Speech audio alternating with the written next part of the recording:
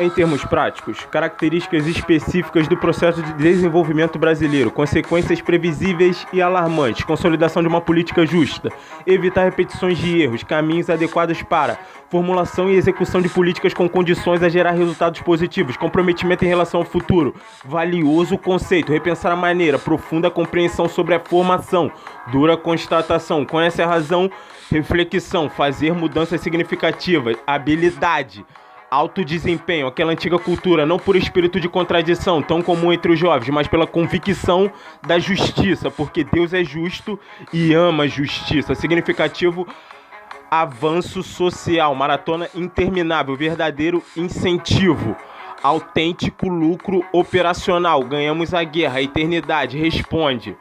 Como você consegue escolher tão mal? Cristo já fez tudo por você.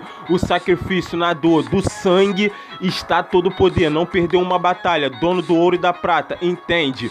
O enganador só engana você. Sua única certeza é que o seu destino é perder uma eternidade ao lado de Deus. Próximo nível. Ultrapassa qualquer imaginação que podemos ter. O Deus criador deste mundo, pensa você, homens do futuro. Esse é o plano de Deus para mim e para você.